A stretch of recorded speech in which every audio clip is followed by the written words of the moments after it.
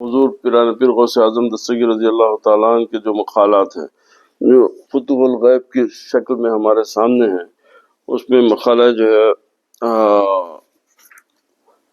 الرابع اور اربعون یعنی 44 مقالے کے جو ہے ہم کا بیان شروع ہوا تھا، اسی تسلسل میں آگے ہے کہ اس کا عنوان یہ تھا اہل معرفت کی دعائیں کیوں قبول نہیں ہوتی۔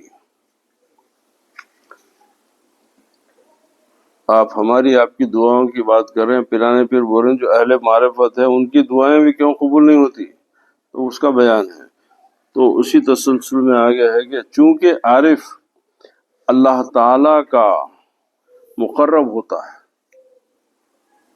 عارف بولے تو جو اہل معرفت کا جاننے والا ہوتا ہے وہ عارف ہوتا ہے، یعنی عارف اللہ کو جاننے والا۔ ویسے عام ترجمہ عارف کا جاننے والا ہے، مگر جب اور قرآن میں حدیث میں جب بیان آتا ہے، جب یہاں پر اہل تصوف جب اس کا اعلان کرتے ہیں تو اس کا معنی ہوتا ہے کہ اللہ کو جاننے والا۔ تو چونکہ وہ اللہ کا مقرب ہوتا ہے، اس لیے اس کا حال اور مقام یہ ہونا چاہیے کہ اس کے سوا کسی کا ارادہ وہ میلا نہ کرے۔ اب جب انہیں اللہ کو جان گیا تو اب اس کی نظر اللہ تعالیٰ سے ایک لمحے کے لیے نہیں ہٹ سکتی۔ اب یہ گفتگو جو پیرانے پیر فرما رہے ہیں، یہ آج چلنے والا سڑک کا معمولی مولوی کر رہا، تو تمہارے لیے یہ بیان نہیں ہے کہ وہ یہ ان کے لیے ہے کہ دیکھیے جب اہل اللہ جب بولتے کہ اللہ کے سوا کوئی معبود نہیں ہے تو وہ اپنی معرفت سے بولتے ہیں، وہ لوگ جان کے پہچان کے اس کا علم اس کا مقام حاصل کرنے کے بعد بولتے ہیں۔ ہم جو بول رہے ہیں وہ نقل سے بول رہے ہیں، تو زمین آسمان کا فرق ہو گیا۔ انہوں اپنے عرفان سے وہ بات کر رہے ہیں، ہم اپنے علم سے بات کر رہے ہیں، تو نہیں۔ اب یہ گفتگو کیونکہ اللہ کو جاننے والا جو ہوتا، جیسے امام غزالی رضی اللہ تعالیٰ عنہ فرمائے کہ اگر تو رتی برابر اللہ کو جان لے، رتی برابر اگر تو اللہ سبحانہ و تعالیٰ کی تیرے کو معرفت عطا ہو جائے تو تیرے لیے ہوا میں اڑنا پانی پہ چلنا کوئی مسئلہ نہیں رہتا۔ کیوں؟ جب خالق کی معرفت ہو گئی تو مخلوق تیری رکاوٹ نہیں بن سکتے۔ کوئی مخلوق میں یہ قوت نہیں ہوتی ہے کہ وہ تیرے کو رکاوٹ پیدا کرے، اس لیے کہ اب تو خالق سے دوستی کر لیا، خالق کو جاننے والا ہو گیا، تو وہ اس کے سوا اب اللہ کے سوا اس کا کوئی کسی طرف اس کی نظر جاتی نہیں۔ تو یہ اہل اللہ کی غلامی کس لیے کرتے؟ اہل اللہ کی غلامی اسی لیے کرتے کہ ہم کو اس راستے کی آپ نشاندہی فرمائیے، ہم کو اس راستے کے اوپر اپنے پیچھے چلنے کی توفیق عطا فرمائیے کہ ہم بھی جو ہے اپنے رب کو پہچانیں، ہم بھی ہمارے رب کی طرف ہمارا بھی کچھ میلان ہو، ہم بھی کچھ دوستی کا کوئی سبیل تلاش کریں اس میں۔ اب اگر کیونکہ ہدایت کے بغیر اب یہ لوگوں کا یہ سمجھنا کہ ہم قرآن سے سمجھ جاتے، نہیں، اگر قرآن سے سمجھ جاتے تو سب کے اوپر قرآن نازل ہو جاتی، صرف محمد رسول اللہ پہ نازل کیوں ہوئی؟ نازل ان پہ کریں گے، انہوں سمجھائیں گے۔ اب انہوں تم کو سمجھائے تو سمجھ میں آئے گا، تم پڑھیں گے نہیں۔ کیوں کہ تمہارے سے ہماری دوستی نہیں ہے تو ہمارا کلام کیسا سمجھیں گے تم؟ ہمارا تمہارے سے کوئی تعلق ہی نہیں ہے تو ہمارا کلام تمہارے سمجھ میں کیسا آئے گا؟ تو اسی لیے تفسیر کی جتنی کتابیں ہیں ان میں ہر تفسیر میں ان کو حدیث کا حوالہ لینا پڑتا کہ فلاں صحابی نے اس آیت کے بارے میں یہ فرمایا، فلاں صحابی نے اس آیت کے بارے میں یہ فرمایا۔ تو کیونکہ سمجھانے والے محمد رسول اللہ تھے اور سمجھنے والے صحابی تھے۔ اب صحابی میں بھی کیا سب اس مقام کے تھے جو صحابی سب قرآن کو سمجھ جاتے تھے؟ نہیں۔ ہمارے ایمان کے حساب سے قرآن کو سیدنا علی کرم اللہ سے بڑھ کے کوئی نہیں سمجھا، بے شک سب صحابہ ہیں، ان کی عظمت کا بات نہیں ہو رہی، ان کی فضیلت اس کے پر بحث نہیں ہے، کیونکہ اسی لیے سرکار فرمائے کہ میرے تک پہنچنا ہے تو علی کو پکڑو۔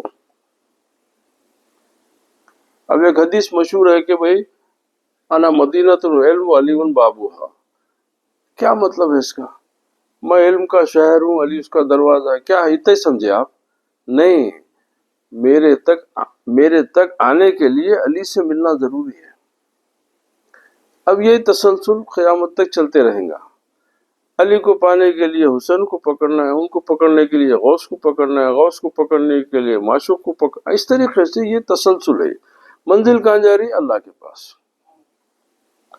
منزل اللہ ہے، ہر ایک کی منزل اللہ ہے، مگر دیکھیے کہ اب جیسے پیران پیر سرکار غوث اعظم دستگیر رضی اللہ تعالیٰ عنہ کا ایک بہت عظیم واقعہ ہے کہ آپ 30-35 سال، 30 سال کے اوپر صرف اور صرف علم حاصل کریں، علم قرآن، علم حدیث، علم ادب، علم فتویٰ، علم منطق، علم صرف، تمام دینی علوم سے جب فارغ ہوئے، اس کے بعد عبادت کے لیے جنگلوں میں چلے گئے۔ 25 سال تک آپ صرف اور صرف ندیوں کا پانی پیے اور پتے کھائے، 25 سال۔ اب اس کے بعد میں ایک غیب سے ایک آواز آئی، ان کو حکم ہوا کہ اب شہر کی طرف جاؤ۔ تو آواز جب دیکھے تو بڑا وجیح شکل نظر آئی بادلوں میں، بڑی وجیح شاندار۔ بولے عبد القادر، ہم تمہاری عبادت سے خوش ہوئے، ہم تمہاری عبادت سے خوش ہوئے اور تم پر تمام حرام چیزیں حلال کر دیے۔ اب یہ واقعہ آپ کے میرے ساتھ ہوتا تو فوراً اللہ کا شکر ادا کرتے، اتنا بڑا کرم ہو گیا میرے حال پہ، وہ کوئی سی شان کی صورت بادلوں میں نظر آئی، یہ تو بہت بڑا کوئی جبریل وغیرہ کے فرشتے تھے ہوں گے، بھائی یا تو کوئی نبی تھے ہوں گے، یہ ہم سمجھتے، مگر غوث اعظم تھے وہ۔ انہوں نے بولے مردود میری آنکھوں سے دور ہو جاؤ۔ بولے کیا فرمائے؟ اے مردود میری آنکھوں سے دور ہو جاؤ۔ بولے تو پھر آواز آئے کہ عبد القادر تم اپنے علم سے بچ گئے۔ آپ فرمائے کہ نہیں، میں اللہ کے فضل سے بچا، میں اپنے علم سے نہیں، اللہ کے فضل سے بچا۔ تو جب انہیں ہاتھ جوڑ لیا کہ میں زندگی بھر میں آپ کو نہیں بھٹکا سکتا، اب آپ بھٹکنے کی، اب نہیں بھٹک سکتا کوئی بھی کائنات میں آپ کو۔ وہ شیطان تھا۔ لوگ آپ سے پوچھے کہ حضور آپ کیسا پہچانے؟ بولے اللہ تعالیٰ میرے کو تو ہدایت کرا کہ بھائی جب اللہ تعالیٰ قرآن کریم میں فرما دیا کہ لا تبدیل لکلماتی، اب میرا پورا نظام کائنات میرے رسول کے اوپر اتار دیا، ہر چیز حرام حلال سب نبی کریم علیہ الصلوۃ والسلام کی جو ہے کے اوپر ہو گئی۔ اب نبی کے بعد سنت میں تبدیلی کیسا ہو سکتی؟ تو انہیں جو بولا میں حرام چیزیں حلال کر دیا، تو میں بولا یہ تو اللہ کی مشیت کے خلاف بات کر رہا ہے، یہ شیطان ہے۔ یہ تو یہ معرفت کب نصیب ہوتی، یہ علم کب نصیب ہوتا؟ جب آپ کو حقیقت کی طرف آپ کی رہنمائی ہو، آپ کی طلب میں صدق ہو، صفا ہو، پاکی ہو۔ ہم دنیا کی طلب میں رہ کے اللہ کی دوستی کے دعوے کر رہے ہیں، یہ کتنا بڑا جنون ہے۔ ہماری طلب کیا ہے؟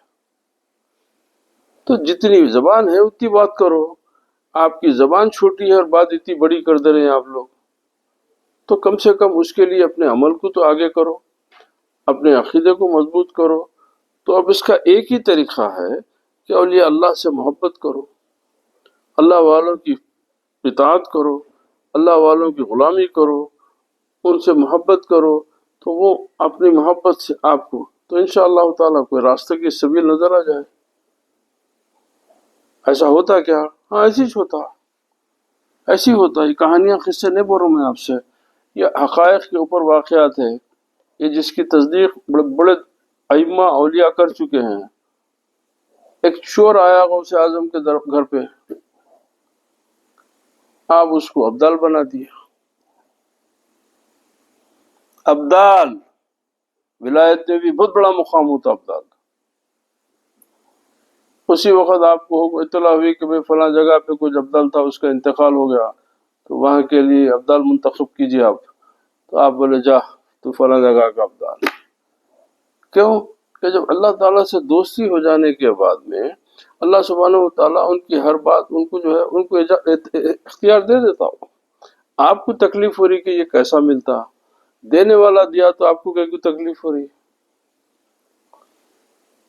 کیونکہ اگر آپ کو سمجھ میں آ جاتی یہ باتیں، اگر آپ کا اخلاص ہو، نہیں اگر آپ کی نظر ہی محدود ہے، اگر نظر میں آپ کے جو ہے اتنی بڑی رکاوٹیں پیدا ہو گئی، تو یہ لوگوں کا معاملہ ہمارے معاملے سے الگ رہتا.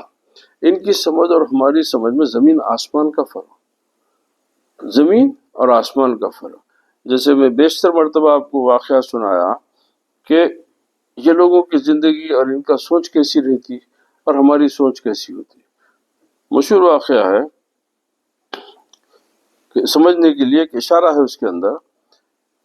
21ویں خواجہ ہے، خواجہ برہان الدین غریب رضی اللہ تعالیٰ، اللہ شریف میں ان کی درگاہ ہے. یہ بہت بڑے پیسے والے، بہت رئیس تھے. ان کو کیمیا بنانے کا شوق تھا، یعنی سونا بنانے کا. تو وہ سونا بنانے کے تجربے میں ان کی زمین جائیداد وغیرہ سب ہاتھ سے نکل گئے، سب چلے گیا. اب کھانے کو محتاج ہو گئے، کچھ نہیں تھا بچا ہوا. تو اب آ کے خواجہ نظام الدین اولیاء کے فقیروں میں جو ہے بیٹھ گئے. اب اللہ اللہ کر لیتے، جو بھی لنگر سے جو ہے دال روٹی آتی وہ کھا لیتے. اللہ تعالیٰ اللہ کیا کریں گے، غریب آدمی نماز بہت زیادہ پڑھتا نا، ویسے سے غریبی ہوئی تو اللہ تعالیٰ یاد آتا ہے. تو اب عبادت میں لگے انہوں. تو ایک دن خواجہ نظام الدین اولیاء بلا کے بولے کہ برہان الدین طہارت کے لیے، استنجے کے لیے مٹی کا ڈھیلا لاؤ. اب بہت سارے لوگ تو جانتے استنجا کیا ہے، مگر بہت سارے لوگ نہیں جانتے. یہاں پہ سنت کا صحیح طہارت کا طریقہ استنجا ہے. پہلے زمانے میں جو نبی پاک جو سنت رسول اور سنت صحابہ وغیرہ یہ ہے، تو استنجا کیا ہے کہ آپ جب ضرورت سے پیشاب وغیرہ سے فارغ ہوتے تو اس کے لیے بہترین اس کا جو طہارت ہوتی ہے وہ مٹی کے ڈھیلے سے اس کو جذب کیا جاتا. تو مٹی کے ڈھیلے سے جذب کرنے سے جو ہے وہ اس میں ہر چیز یعنی تمام چیزیں وہ جذب کر لیتا وہ، تو وہ صحیح طہارت ہوتی ہے. تو اس کو جو ہے صالحین کا، اولیاء اللہ کا، ائمہ کا سب کا طریقہ تھا کہ وہ استنجا. تو آپ فرمایا کہ استنجا کے لیے مٹی کا ڈھیلا لاؤ. اب آپ جا کے جو مٹی کا ڈھیلا اٹھاتے وہ سونے کا لنڈا ہو جاتا. پریشان ہو گئے بھائی، جس کی واسطے پوری زندگی لگایا وہ ہاتھ کو نہیں آیا، اور اب جو ہے خالی انہوں بولے کہ مٹی لے کے آؤ، بول تو جو مٹی کا ڈھیلا لگا رہا تو سونا ہو جا رہا. اب ویسے کیا کرتے، ویسے ایک لے کے چلے گئے. تو سرکار نظام الدین اولیاء بولے کیا ہے یہ؟ تو بولے حضور ایسے ہو رہا. ابھی نہیں سمجھا بات کو. بولے جی، جو تیرے کو پاک کر کے خدا کے سامنے پیش نہیں کر سکتا اس کے لیے ایک زندگی گنوایا رہے. اب چونکہ اللہ کی معرفت تھی تو وہ سونے کی ان کے پاس قدر وہ تھی. ارے یہ سونا کیا چیز ہے، ہم جو چاہے اللہ سے لے سکتے. ارے رب سے ہماری دوستی ہے تو ہمارے لیے کیا چیز ہے. اب ہمارے لیے سونا بہت اہم چیز ہو گیا. تو اب شرع میں رسول اللہ آپ کو اجازت دی دے کہ جمع کر لو، سال ہوا تو اس میں سے اتنے ماہ سے زکوٰۃ دے دو. محبت ہے نا دنیا سے تمہارے کو، تو میں تمہارے کو اللہ سے بھی جوڑ کر رکھنا چاہتا ہوں، مگر تمہاری دنیا کی محبت کا غلبہ تمہارے پہ اتنے ہے تو لہذا پیسہ رکھ لو، دولت رکھ لو، سب کر لو، اللہ تعالیٰ کا بھی تھوڑا تھوڑا. مگر صالحین کا تقویٰ الگ ہوتا. ان کا تقویٰ ہے کہ میں کائی کو رکھوں کوئی چیز جبکہ تو میرے ساتھ ہے. جب تو میرے ساتھ ہے تو یہ چیزوں کی میری ضرورت کیا ہے، میں جب چاہے تیرے سے لے سکتا ہوں. یہ فرق ہوتا، یہ فرق ہے اولیاء اللہ کی زندگیوں میں ہمارے. آپ ان کو ہم اپنے جیسا سمجھ رہے ہیں، آپ کو دکھ رہے ہیں اپنے جیسے. دیکھیے ایک وزیر اعظم ہے، ایک میں ہوں، دکھنے میں ایک ہے، اس کی طاقت میری طاقت زمین آسمان کا فرق ہے. آپ بولیں گے نہیں انہیں بھی بھائی طاقت دیکھو، اس کے پاس طاقت کیا ہے. تو اب یہ اللہ کی دوستی کی وجہ سے اللہ تعالیٰ یہ لوگوں کو ایسی طاقت سے نوازتا کہ ان کا جو ہے تمام چیزوں پہ ان کا تصرف جاری ہو جاتا، وہ جس کو جو چاہے عطا کر سکتے. کیوں؟ وہ مالک اصل ان کا دوست ہے. تو یہ چیزوں کو جب ہم سمجھنے لگیں گے تو ہم کو جو ہے ان کی تعظیم کرنے کا طریقہ معلوم ہوگا، ان کا ادب کیسا کرنا وہ سلیقہ نصیب ہوگا. اگر نہیں، اگر آپ یہ ہے کہ بھائی انہیں بھی بشر میں بھی بشر، ان کے بابا ماں بھی انسان تھے، میرے ماں بابا بھی انسان تھے، تو آپ حقیقت سے بہت دور رہیں گے. نہیں، اصل طاقت ہوتی ہے، اصل اور طاقت کس کی ہوتی ہے؟ وہ روح کی طاقت ہے. تو اب ان کی روح کیا ہے؟ اصل روح اصلی سے ان کا تعلق سب مضبوط ہو گیا. ہمارا جو تعلق ہوتا ہے وہ وقتی طور پہ ہو. جو نماز کے پابند ہیں ان کا تعلق صرف نماز کی حد تک ہو، پھر الگ ہو جاتا. وہ لوگوں کا تعلق کبھی منقطع نہیں ہوتا، کیونکہ ان کے تقوی کا ان کی فقہ کیا ہوتی ہے؟ بولے جس سانس میں تیرا ذکر نہیں ہے وہ کفر ہے. جو سانس تیرے ذکر سے خالی ہوئی وہ ٹیپے میں کافر ہو گیا. کیوں؟ میں تیرے جیسے مالک کو میں ایک سانس کی اس سے بھی میں کیسا دور کروں؟ کیونکہ تو ہے تو میں زندہ ہوں نا. میری زندگی کا پورا دار و مداری تیرے ساتھ ہونے سے ہے، تو میں اتنے قریبی دوست کو دور کیوں کروں؟ اگر انہیں ایک لمحے کے لیے میرے سے دور ہوا تو میں زندے سے مردہ ہو جاتا ہوں، میں زندے سے مردہ ہو جاتا ہوں. تو ہم اتنے بڑے دوست کو ہم وقت پہ یاد کر دو پھر بھول جاؤ. یہ ہماری زندگی ہے. اولیاء اللہ کی زندگی ویسی ہوتی جیسا اصل ہے. نہیں، ہم ایک لمحے کے لیے بھی ہم اس کو نہیں چھوڑیں گے.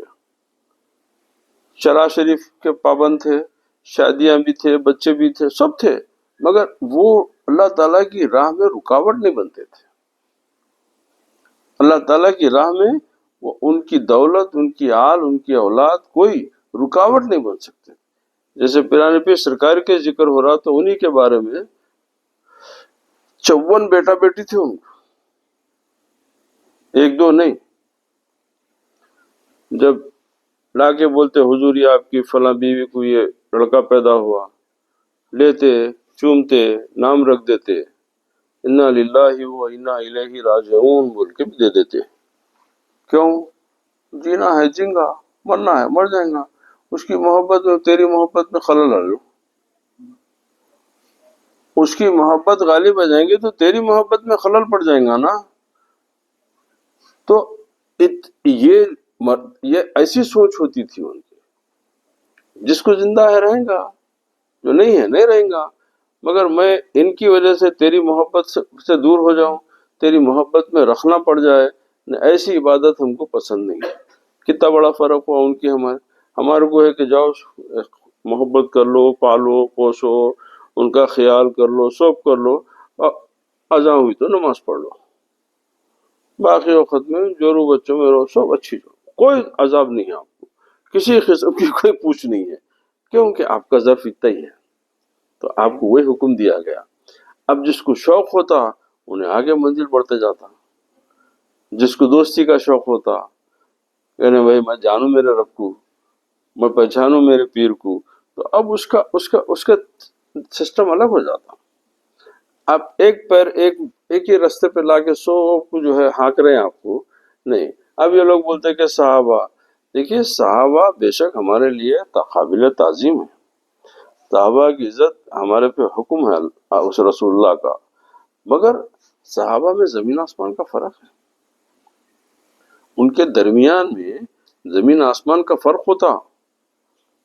اب ہم لوگ جو ہے سب ارے بھائی نہیں، ہم کوئی وہ نہیں، مگر حدیث سے، قرآن و حدیث کے حوالے سے بات کر رہا ہوں میں آپ کو. اب فرق کیسا ہوتا؟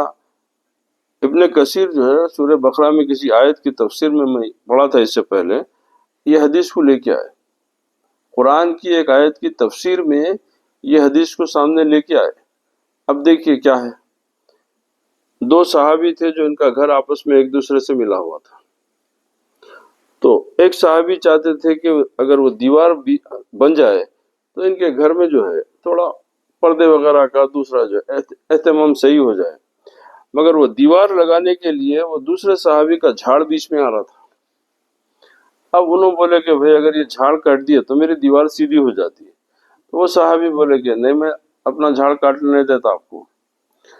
رسول اللہ صلی اللہ علیہ وسلم کے پاس آ گئے، آگے بولے یا رسول اللہ میرا پڑوسی ہے مگر یہ مسئلہ ہے، انہوں نہیں سن رہے میری بات، اگر وہ چاہے تو وہ جھاڑ کی قیمت بھی دینے تیار ہوں میں، اگر وہ جھاڑ کاٹ دیے تو میری دیوار سیدھی ہو جاتی ہے، تو اگر آپ فرما دیے تو شاید آپ کی بات، آپ نبی ہے، آپ کی بات سن لیں گے۔ انہوں بولے بلاؤ تمہارے پڑوسی کو۔ وہ آئے، آنے کے بعد میں بولے کہ بھائی یہ تیرا دوست ہے، تیرا پڑوسی ہے، تیرا بھائی ہے، اس کی مدد کر دے تو، جو ہے وہ اگر کچھ قیمت ہے تو لے لو جھاڑ کی، تو بیچارے کا جو ہے اس کی دیوار سیدھی ہو جائے گی۔ انہوں نے بولے نہیں۔ کس کو بولے نہیں؟ رسول اللہ کو بولے نہیں۔ بات یہیں ختم نہیں ہوئی، سرکار بولے کام کرو، تم یہ جھاڑ دے دو، میں تم کو جنت میں ایک جھاڑ دوں گا جس کے سائے میں تم 600 سال چلیں گے۔ اب بتائیے آپ، نہیں، پھر جواب وہی تھا، نہیں دیتا۔ تو اب میرے آقا تو انصاف کا پیکر ہے، مجبور نہیں کر سکتے تھے آپ، بولنا تھا، یہ بھی بولے کہ بھئی اس کے بدلے یہ بھی دیتا ہوں، دے دو، انہوں نہیں بولے، بولے مرضی تمہاری۔ تو دوسرے ایک صحابی بیٹھے ہوئے تھے، انہوں بولے کہ یا رسول اللہ اگر آپ اجازت دیے تو میں یہ معاملہ کر دوں کیا؟ تو کر لو۔ بولے بھائی ادھر آئیے، وہ میرا باغ دیکھے تم، اور آپ کا باغ تو مدینے میں سب سے عالیشان باغ ہے، آپ بہت شاندار باغ ہے، بولے آپ کے باغ کے کھجوروں کو تو پورے مدینے والے پسند سے لیتے ہو۔ اچھا، تو بولے 600 جھاڑ ہے؟ ہاں ہاں میں جانتا ہوں، میٹھے پانی کا کنواں ہے وہ بھی جانتا ہوں، رہنے کے لیے گھر ہے وہ بھی جانتا ہوں۔ بولے وہ سب لے لو، جھاڑ دے دو، وہ سب لے لو، وہ جھاڑ دے دو۔ انہوں فوراً راضی ہو گئے، اتنی بڑی چیز سودے کو کون وہ کر سکتے، فوراً راضی ہو گئے۔ اب یہ صحابی تھے، دونوں صحابی ہے، دیکھیے، ایک صحابی بولے کہ میں جنت میں سرکار بول رہے کہ 600 اتنا بڑا درخت ہے تو نہیں دیے، ایک دوسرے دنیا میں 600 درخت کے بدلے میں وہ جھاڑ دے دیے انہوں۔ اب انہوں پورا باغ دے دیے، وہ بھی وہ جھاڑ بھی اپنے لیے نہیں لے رہے تھے، انہوں وہ کٹوا کے ان کی دیوار سیدھی کروانے کے، تو مطلب یہ باغ بھی گیا، وہ جھاڑ بھی گیا ان کے ہاتھ سے، یہ بھی صحابی تھے۔ اب وہ معاملہ طے ہونے کے بعد میں رسول اللہ صلی اللہ علیہ وسلم کی طرف پلٹ کے بولے، اب ان کا یقین دیکھیا، یا رسول اللہ وہ جنت کا وہ جھاڑ میرے کو دیں گے نا آپ؟ تو میرے آقا فرمایا کہ شاید ان کا نام ابو دراہ کچھ تھا، ابو دراہ، وہ ایک کے بدلے ایک تھا، میں تیرے 600 کے بدلے 600 دوں گا۔ تو اب بتائیے کتنا بڑا فرق ہوا دو صحابی میں۔ ایک صحابی نبی پاک علیہ الصلوۃ والسلام کی بات نہیں مانے، دوسرے صحابی صرف ان کو خوش رکھنے کے لیے اپنا پورا باغ کا باغ دے دی۔ تو یہ تفاوت ہوتا ہے۔ اب ہم لوگ جو ہے ایک لائن میں لا کے سب کو جو ہے ڈانٹنے لگتے ہیں کہ سب برابر، نہیں بھائی، ہم نہیں کریں گے، مگر جو درمیان میں فرق ہے، دیکھیے، ایک چند صحابہ تھے، وہ اہل مشورہ تھے، سرکار ان سے مشورہ کرتے تھے، سب صحابہ سے کرتے تھے۔ بتائیے کوئی حدیث میں کہ بھئی سرکار جو ہے حضرت بلال سے یا دوسرے صحابہ سے مشورہ کرے، جبکہ چاہنے والے یہ لوگ جائیں، تو مشورہ کرنے کے لیے مخصوص صحابہ تھے، اہل شورا جو تھے ان کی مجلس کے، تو ہر کام کے لیے مختلف۔ تو اسی طریقے سے اب یہ لوگ جو ہے ایک بلائنڈ کٹ میں لا کے سب لگا کہ آپ کو ہمارے کو مجبور کر ڈالا، نہیں، وہ ایسا نہیں ہے۔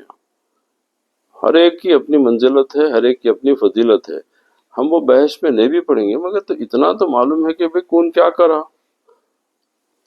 کس کا کوئی اب آج نئے نئے فتنے اٹھا رہے ہیں دنیا میں لوگ۔ ارے بھئی اگر آپ تاریخ اسلام پڑھے، آپ قرآن پڑھے، آپ حدیث پڑھے، تو یہ میرا ایمان ہے کہ آپ سیدنا علی کی فضیلت اور ان کی ابخریت اور ان کی شخصیت کے بارے میں آپ کے دل میں رتی برابر کوئی شک نہیں آ سکتا. اب آپ ان کو لا کے جو ہے 10ویں درجے کے صحابی کے ساتھ لا کے لڑا رہے ہیں آپ. کیا ایمان کے ساتھ کھیل کھیل رہے ہیں آپ لوگ؟ اپنا ایمان ضائع کر لے رہے ہیں آپ لوگ. بہت برا حشر ہونے والا ہے آپ لوگوں کا. مت کرو ایسا. جو فضیلت اللہ اس کے رسول کے طرف، اور پھر ہماری بنائی ہوئی باتیں نہیں ہے نا. ہماری اگر باتیں ہیں تو منہ میں خاک پڑے ہمارے. ارے احادیث ہے کہ کیا فرما رہے ہیں سرکار. اور پھر ذات میں داخل میں دیکھو، واقعات دیکھو، آپ واقعات دیکھو کہ ان کی بہادری، ان کی شجاعت، پھر ان کی للہیت. اب اتنا کافی ہے نا کہ سرکار فرما رہے ہیں کہ میں خیبر کے دن علم اس کو دوں گا جو اللہ سے محبت کرتا ہے اور اللہ اس سے محبت کرتا ہے.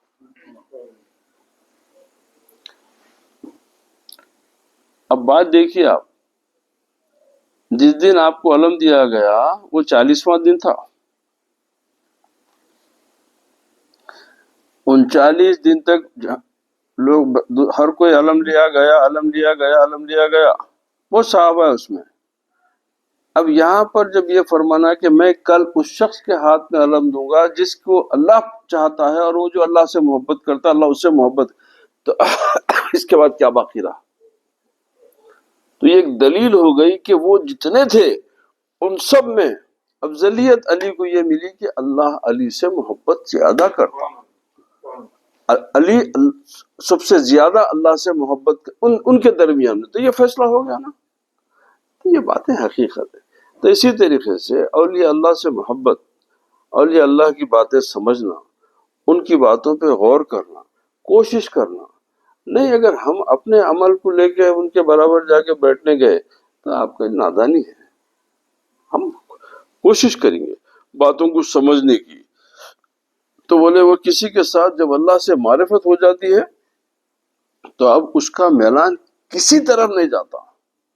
اب اس کی نظر سوائے منجمد ہو جاتی ہے. اب وہ جلوے سے انہیں ایک سیکنڈ کے لیے مس نہیں کرنا چاہتا. اتنی بڑی نعمت کو کیسا وہ کروں؟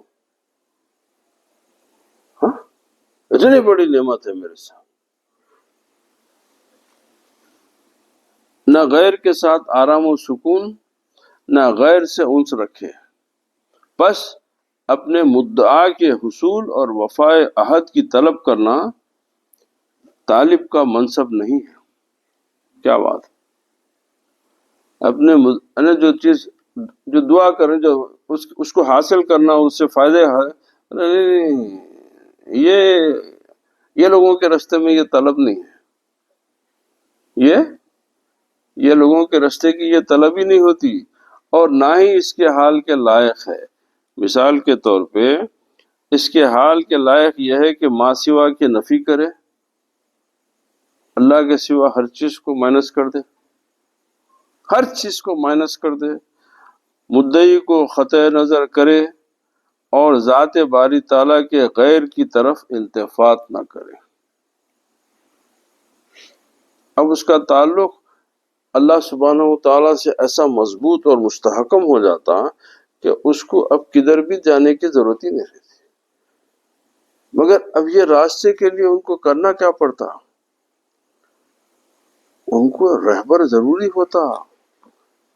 اسی لیے ہر بڑے شیخ کا اوپر شیخ ہے، ہر بڑے سے بڑے پیر کا اس کے اوپر ہے، کیونکہ ان کے راستے پہ چلے تو ان کو وہ راستہ ملا.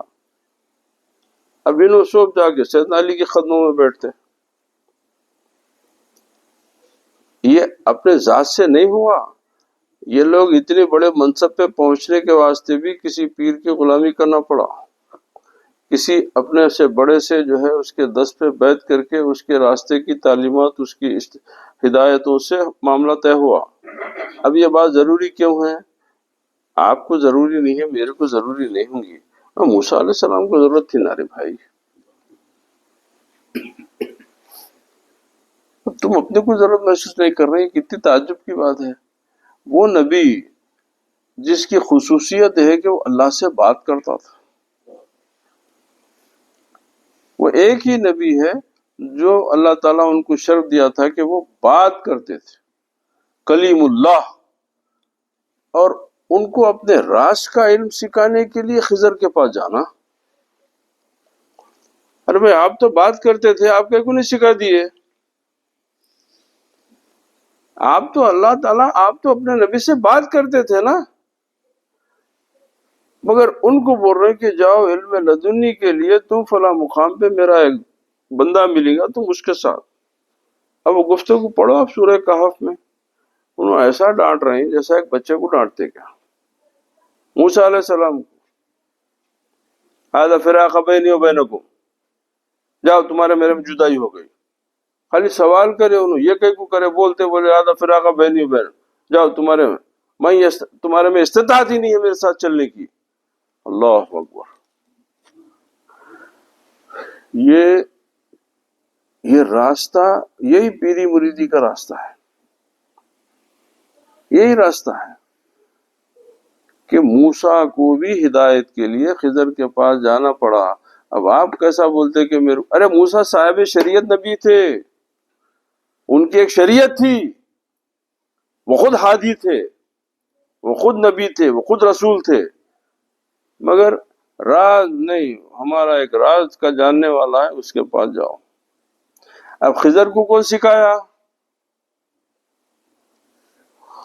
تو پتہ چلا کہ اللہ تعالیٰ بھی نبوت کے باوجود بھی ہدایت کے لیے اپنے مخصوص بندوں کو ترکتا ہے، جو راز اس سے حاصل کرتے ہیں، پھر اس کے ذریعے دوسروں تک پہنچتا ہے. یہ نظام کائنات ایسے ہی ہے، یہ پورا دنیا کا نظام بھی ویسی ہے، آخرت کا نظام بھی ویسی، طریقت کا نظام بھی ایسی ہے. دنیا میں جیسا علم حاصل کرنے کے لیے آپ کو استاد کے پاس، مولوی صاحب کے پاس جا کے آپ کو قرآن حدیث پڑھنا ہے، تو اسی طریقے سے یہ راستے میں بھی ایک عارف کے پاس کی غلامی کرنا ہے.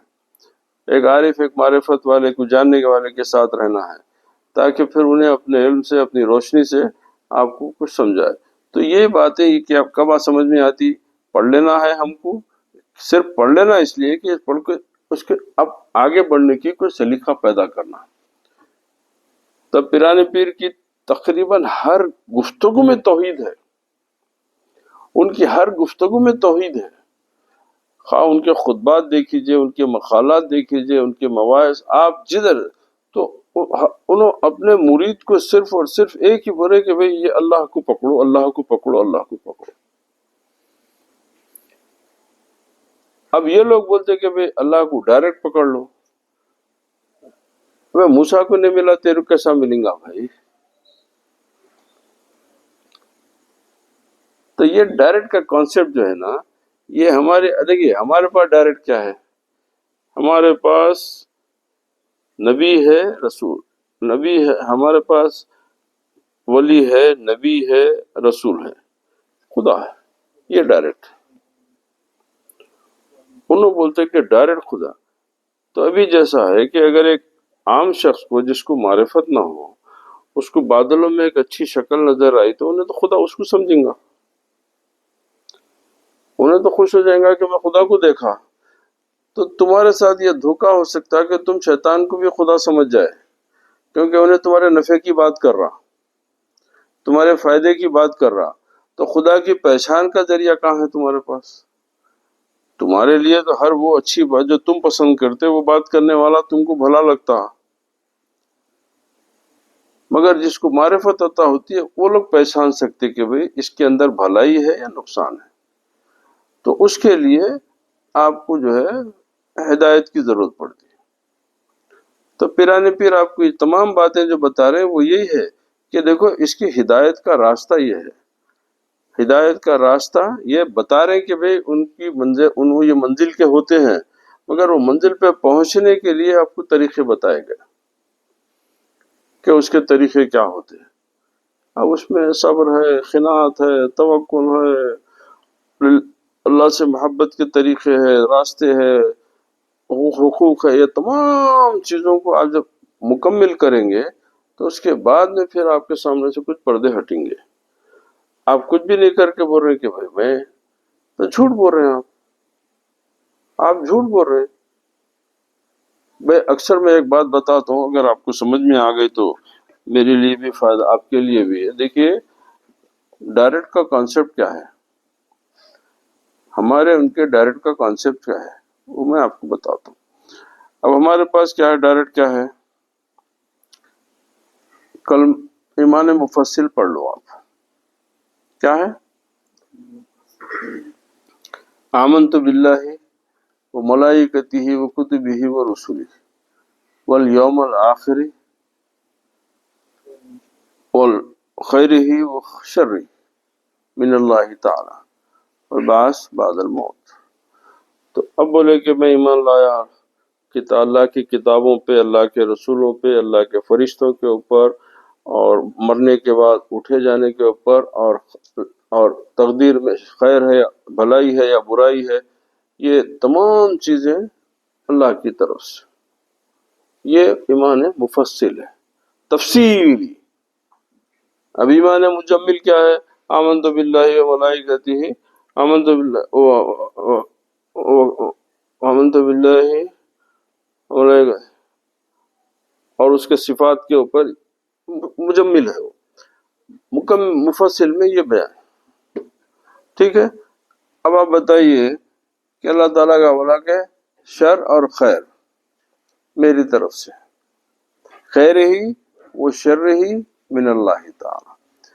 اب احتیاط پسند لوگ جو ہے، جن کو ظاہر میں اللہ کا خوف زیادہ ہے، اب انہوں یہ بولتے کہ نہیں، خیر تو اللہ کی طرف سے ہے، شر کو اللہ سے منسوب نہیں کرنا، شر کو اللہ تعالیٰ سے منسوب نہیں کر سکتے، یہ شر تمہارے اعمال کا نتیجہ ہے، یہ ایک ادب کا پہلو ہے اس کے اندر۔ مگر میں ذرا جرت کر کے بول دیتا ہوں یہ بات کو، اور اللہ کی ذات پہ بھروسہ کر کے بات کرو، نہیں، جیسا ہے ویسے ہی سمجھو۔ آپ جو ہے اس کو میں بتاتا ہوں کہ دیکھیے خیر کی آخری صورت کون سی ہے، خیر کی آخری صورت ہے محمد رسول اللہ۔ شر کی آخری صورت کیا ہے، شیطان۔ دونوں کا خالق اللہ، دونوں کا خالق اللہ ہے۔ اب آپ کو بتا دیا کہ دیکھو یہ خیر کی صورت بھی میری تخلیق ہے، یہ شر کی صورت بھی میری تخلیق ہے، ان کا رب بھی میں ہوں، اس کا رب بھی میں ہوں۔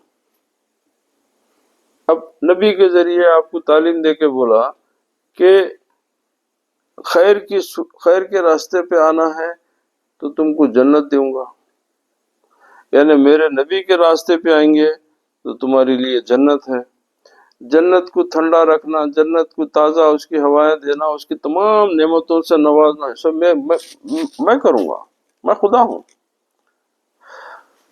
دوسرا راستہ اگر تم میرے عذاب کی طرف، تو یہ شر کا راستہ ہے، یہ راستے پہ جائیں گے تو دوزخ میں ڈالوں گا، دوزخ کی گرمی بھی میں رکھوں گا، دوزخ کو گرم بھی میں رکھوں گا، وہ ذمہ کسی اور کو نہیں دیا انہیں، تو بھائی جنت کی پیاری پرورش بھی میں کروں گا، دوزخ کو بھی آباد میں رکھوں گا۔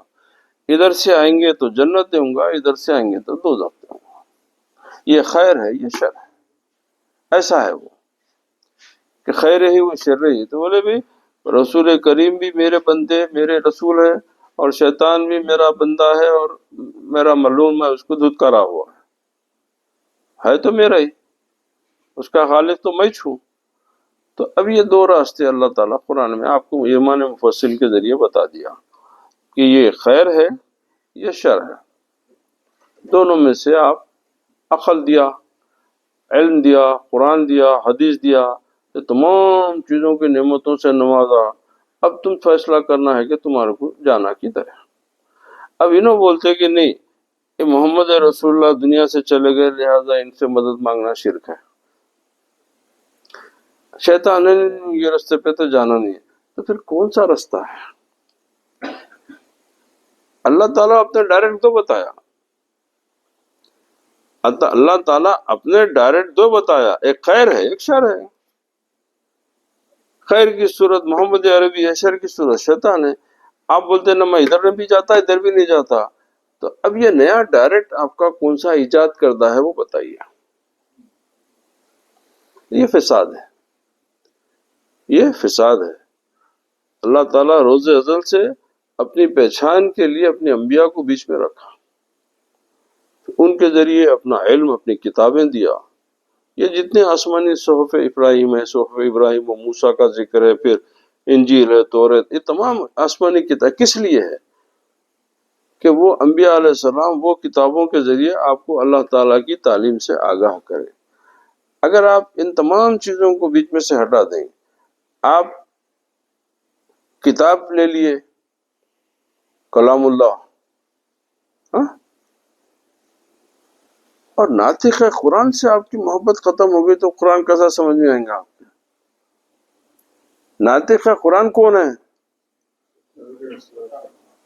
بولتا قرآن تو رسول ہے نا. اچھا مزے کی چیز ہوگا، جس کی زبان سے نکلی ہوئی بات نور ہے اور وہ زبان نور نہیں ہے، یہ عقیدہ ہے نور کا. نہیں، کتاب اللہ نور ہے، رسول اللہ نور نہیں ہے. یہ بھی بحث ہے، عجیب بات ہے. جن کی زبان پاک سے جو چیز نکلا ہے اس کتاب کو تو نور مان لے رہے ہیں آپ، اور جس زبان سے نکلا وہ زبان کے بارے میں آپ بول رہے ہیں کہ یہ نور نہیں ہے. یہ کیسی منطق لے کے آ رہے ہیں آپ؟ بھائی جو چیز کرنٹ رہا تو لائٹ پاس ہوتی، آپ بول رہے کہ نہیں وہ جو ہے وہ کرنٹ ہی نہیں ہے. نہیں لائٹ آ گئی تو میں کہاں سے آیا وہ؟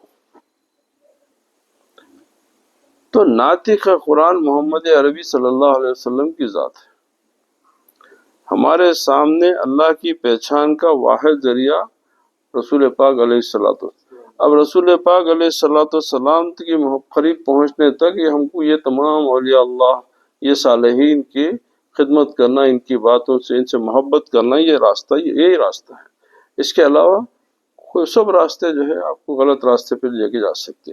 وہی باتوں کی طرف یہ ہے کہ بھئی آپ اللہ کے راستے سے اللہ کے راستے پہ چلنے کی ہم کو سمجھ کیسا آتا ہوں گی؟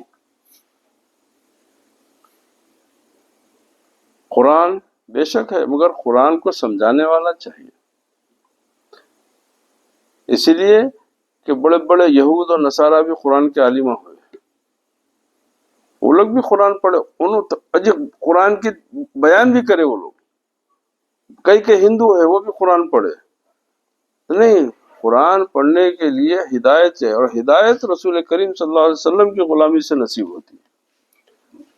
آپ بول رہے ہیں کہ بھائی قرآن ہے تو قرآن آپ کے سمجھ میں کہاں سے آتا؟ قرآن آپ کے سمجھ میں آنا ہوتا تو پھر یہ اتنے بڑے مفسرین، یہ 1400 سال سے قرآن پہ کام ہو رہا، آج بھی لوگ کوشش کر رہے ہیں کہ ابھی بھی کچھ کر سکتے اس کے اندر ہے نہیں ہے.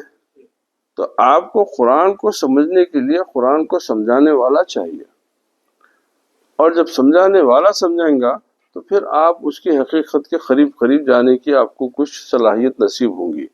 ورنہ کتاب ہے پڑھ لو، پڑھنے کا ثواب مل جائے گا، مگر جو اس کے اندر جو راز پوشیدہ ہے، جو حکمت رکھا کہ یہ میرا علم ہے، اگر یعنی اب بتائیے کہ اللہ تعالیٰ فرماتا ہے کہ اگر زمین میں جتنے درخت ہیں اگر وہ سیاہ قلم کی طرح استعمال ہو، اور تمام سمندروں کے پانی کو سیاہی کی طرح استعمال کرے، تو میرا علم پورا نہیں ہوتا. وہ خدا فرما رہا کہ قرآن میں الیوم اکملت لکم دینکم واتممت علیکم نعمتی. تو یعنی وہ تمام علم جو سمندروں اور جھاڑوں کے وہ ہیں وہ قرآن میں آ گیا.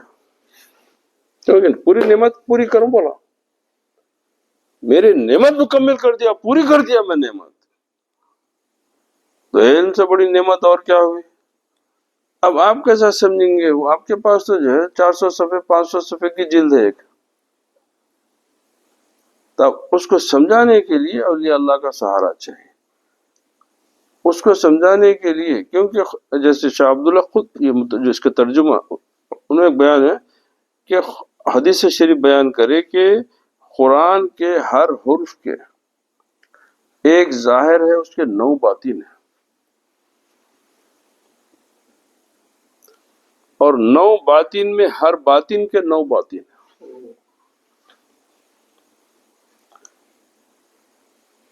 اب بتائیے کہ اس کی وسعت کا اندازہ کیا ہوگا۔ اب یہ اہل اللہ چونکہ اللہ تعالیٰ کی معرفت رکھتے ہیں تو وہ لوگ آپ کو صحیح سمجھاتے قرآن۔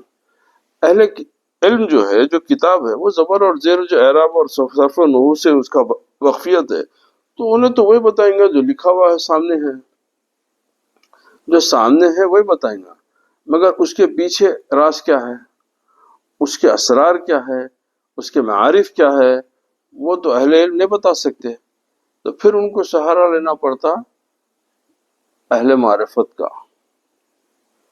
اور ایک اچھی بات بول کے آج بات ختم کرتا ہوں میں اپنی۔ دیکھیے کہ علم پہلے کے زمانے میں بہت بڑھ گیا نا۔ پہلے زمانے میں اگر امام اعظم ابو حنیفہ، امام حنبل وغیرہ کا ہم ذکر کریں تو اس زمانے میں کتاب لکھنا اور اس کو اشاعت ہونا تو میں سمجھ سالوں کا کام تھا، کہ وہ بروق قلم کو جو ہے وہ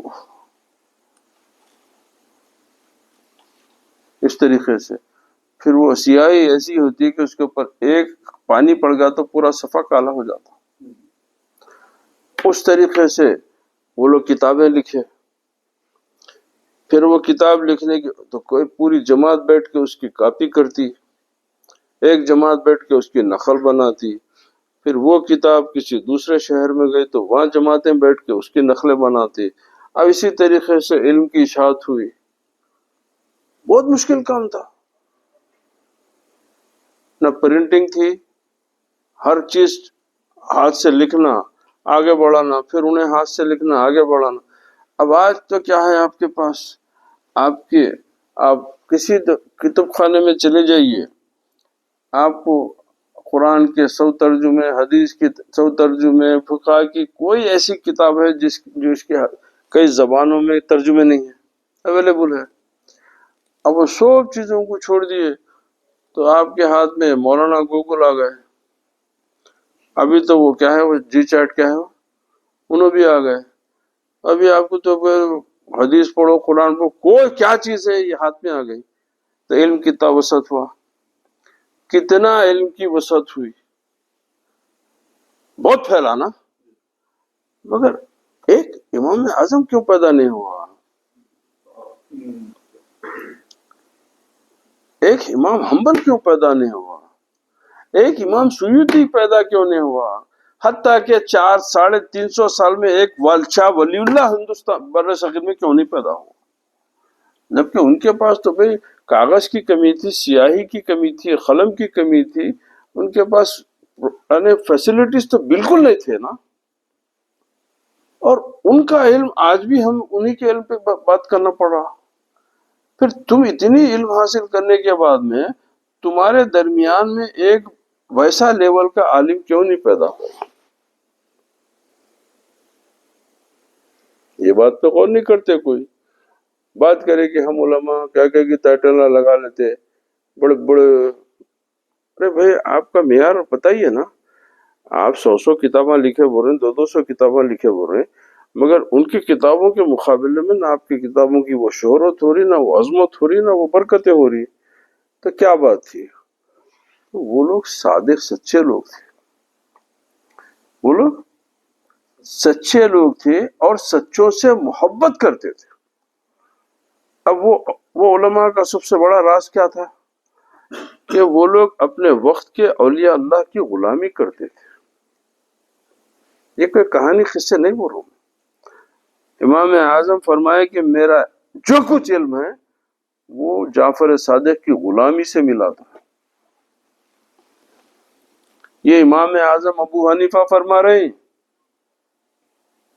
کہ جو کچھ میرے پاس ہے وہ جعفر صادق کی غلامی سے ملا۔ اسی طریقے سے امام احمد ابن حنبل فرماتے تھے کہ بھئی جب آپ کو کسی مسئلے میں ہوتا تو بشر حفیظ کے پاس جاتے۔ تو یہ اہل اللہ کی عزت کرتے تھے اور اہل اللہ سے ان مسائل کو لے کے اپنے علم کو اور اس کو مزید جو ہے اس میں چاشنی تازگی بھرتے تھے۔ اس کے بعد یہ ایک نیا دور جب آیا کہ بھئی اہل اللہ سے بغض کا، تو ان کا علم بھی محدود ہو گیا، ان کی عزتیں بھی جو ہے پانی کے برابر ہو گئی، نہ ان کو کوئی عزت کرنے والے ہیں، نہ ان کا کوئی احترام کرنے والے ہیں، نہ ان کی کوئی ذکر کرنے والے. آج بھی وہی ذکر تازہ ہے جو ذکر میں حقیقت تھی، جو ذکر کرنے والے خالص تھے اور خالص لوگوں سے محبت کرتے تھے. غلط بات ہے تو دریافت کر لو. جتنے علماء کا میں نام لیا، آپ ان کا بایوگرافی، ان کے بیک گراؤنڈ جا کے دیکھو، وہ اپنے وقت کے اولیاء اللہ کی غلامی کرے. کیوں؟ کہ جانتے تھے کہ ہم کو حقیقت معلوم کرنے کے لیے اہل معرفت چاہیے. اہل علم تو ہو گئے ہم، مگر وہ علم کے راز جاننے کے لیے رازدان کے پاس جانا ہے. یہ باتیں میں بول رہا ہوں نہیں، ہاں حدیث سے بھی ثابت ہے. اب جیسے ایک مشہور بات ہے، اب یہ علماء کے پاس جائیے تو آپ قرآن شریف میں علم 14 مقامات پہ جو حروف ہے اس کو حروف مقطعات بولا جاتا.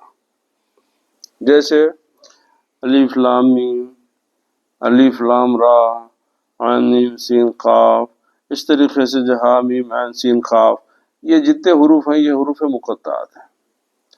اس کا کوئی ترجمہ نہیں، اس کا کوئی ترجمہ نہیں ہے. یاسین، طٰہٰ، یہ حروف مقطعات ہیں. اب آپ قرآن شریف پڑھیں گے الف لام میم ذالک الکتاب لا ریب، ترجمہ کیا ہے؟ یہ وہ کتاب ہے جس میں کوئی شک نہیں. الف لام میم کا ترجمہ کہاں ہے؟ نہیں ہے. تو اب ان کا دعویٰ کیا ہے؟ نہیں وہ رسول اللہ صلی اللہ علیہ وسلم کسی کو نہیں بتائے.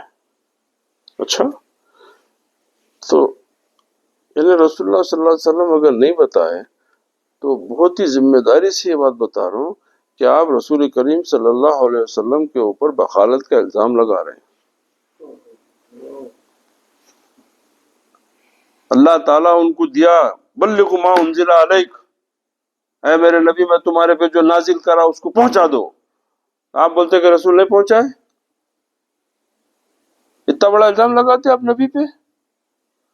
اچھا اگر کوئی اس کا مطلب نہیں تو اتارا کہ کو، جب میرے کو اس کو سمجھنا ہی نہیں تھا تو میرے کو پڑھوا رہا کیوں وہ؟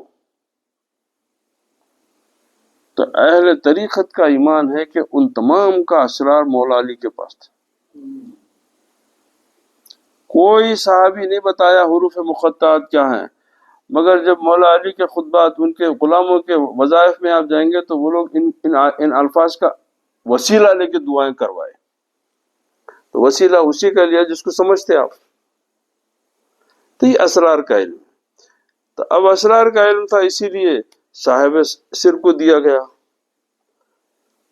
کتاب سب کو دے دی گئی. راز کسی چند، ایک حدیث تو مشہور ہے دو جگہ. ایک امام ابو ہریرہ رضی اللہ تعالیٰ عنہ سے فرمایا کہ یا رسول اللہ مجھے 2 تھیلے علم کے دیے، ایک تھیلا میں آپ کے سامنے کھول دیتا ہوں، اگر یہ دوسرا کھولوں گا تو یہ تم لوگوں کی جو چھرے ہیں نا یہ میری گردن پہ رہیں گے. تم لوگ جو میری سے محبت کرتے میری جو ہے شرح کاٹ دیں گے. اس کے اندر وہ علم ہے تمہارے سمجھ کے باہر ہے. یہی بات امام زین العابدین فرمائے، یہی بات فرمائے کہ اگر میں اسرار کی باتیں تم سے کروں گا تو تم لوگ میری خدمت جا کے میری جان لے لیں گے. کیونکہ یہ ہر ایک کے بس کی بات نہیں تھی. یہ ہر ایک تو جو راز تھا وہ رازداروں کو دیا گیا. ایسا نہیں کہ نہیں دیا گیا، جو تحمل کر سکتے تھے، جو اس کو لے سکتے تھے، آگے صحیح طریقے سے پہنچا سکتے تھے، ان کو دیا. کوئی راز نہیں ہے دین میں. آپ ڈھونڈیں گے تو آپ کو راز کہیں نہ کہیں کسی رازدار کے پاس کہیں کو پوٹلی میں مل جائیں گا. مگر آپ بول رہے ہیں کہ نہیں میرے پاس جو آ گیا وہی علم ہے، میرے پاس جو آیا وہ علم ہے، اور جو میرے پاس نہیں آیا وہ علم نہیں ہے. تو ایسی دنیا میں جی کے ہم جو ہے بہت دور پڑ جا رہے ہیں. تو پیرانے پہ سرکار کی باتوں سے فائدہ اٹھائیے. آپ اللہ تعالیٰ سے محبت کا طریقے کی جو ہے کوشش کرو. اللہ تعالیٰ کی بارگاہ سے جو ہے اپنے آپ کو ہمیشہ منسلک رکھو. سب سے بڑی چیز یہ ہے کہ ہمیشہ ہر لمحہ اللہ کا خیال. دیکھیے ذکر بغیر فکر کے بڑبڑاہٹ ہے، ذکر بغیر فکر کے سوائے وقت ضائع ہے، اس میں کچھ ہونے والا نہیں۔ وہی ذکر کامیاب ہے جس میں فکر شامل ہو۔ جب تم اللہ کا ذکر کرو تو پھر اللہ سبحانہ و تعالیٰ کی وہ صفات، الرحمن الرحیم، حی قیوم مالک، اب اس کے تصور کو کہ آپ برابر آپ بلاتے رہنا، آپ خالی اللہ اللہ بولے تو بے شک وہ بھی عبادت ہے، مگر اس کا آپ کو مغز حاصل کرنا ہے تو پھر آپ اس کے اندر، اور یہ قرآن میں اللہ تعالیٰ کیا بولا، لعلہم یتفکرون، لعلہم یتدبرون، وہ فلاح یافتہ ہیں جو میری آیات میں فکر کرتے ہیں، جو فلاح یافتہ ہے جو میری آیات میں تدبیر تلاش کرتے ہیں۔ یہ ذکر کرا نا اللہ، تو یہ صالحین جو ہے اللہ تعالیٰ کی آیات میں فکر کر کے اس کی تدبیر کر کے آپ ہمارے کو بتائے کہ اللہ کو یاد کرنے کا یہ طریقے ہیں۔ اب ہم کو بولے کہ نہیں بھائی اگر آپ ذکر بے شک ذکر کرنا، مگر ذکر کس لیے کیا جاتا؟ بھائی جس کا ذکر کروں اس سے میری کوئی معرفت ہو، اور یہ بغیر شوق کے آپ ذکر کیسا ہوتا ہے؟ خالی میں پڑھ لیا تو 1000 مرتبہ تسبیح پڑھا، میں اتنے 1000 مرتبہ یاد کرا، تو فکر نہیں ہے تو اس سے کیا حاصل ہوتی ہے؟ تو ذکر جب بھی کرو تو اس کی فکر کو شامل کر لو۔ جب وہ فکر اس کے ساتھ شامل ہو جائیں گی تو وہ ذکر جو ہے سونے پہ سہاگا ہوگا، اور پھر وہ ذکر اس کا آپ کو اللہ تبارک و تعالی اجر بھی عطا کرے گا۔ وآخر دعوانا الحمدللہ رب العالمین۔ اللہ سبحانہ و تعالی ہم کو پیران پیر سرکار کی باتوں کو پڑھنے، اس کو سمجھنے، اس پہ عمل کرنے کی توفیق عطا فرمائے۔ اللہ تعالیٰ ان کی غلامی کے صدقے اللہ تعالیٰ ہماری دنیا ہماری آخرت میں جو ہے اللہ صحیح علم، اللہ اس کے رسول کی محبت سے ہمارے سینوں کو منور فرما دے، اور اولیاء اللہ کی غلامی کا اللہ تعالیٰ ہم کو اس میں سچائی عطا فرما دے، اور ہماری کوتاہیوں کو دور فرما دے، اور ہم کو صحیح راستے کی طرف ہماری ہدایت فرما، اور وہ شاذن دستگیر ہم غلاموں کو اپنے کرم اپنے فضل سے جو ہے اپنے حلقہ میں شامل کر لے، اور اللہ تعالیٰ کے جو معرف اسرار کی جو ہے اس کو ہمارے قلوب کو بھی اس سے روشن فرما دے، ہم کو بھی صحیح علم اور صحیح عقیدے کی سمجھنے کے، اس پہ عمل کرنے کی توفیق عطا فرمائے۔ وآخر دعوانا الحمدللہ رب العالمین۔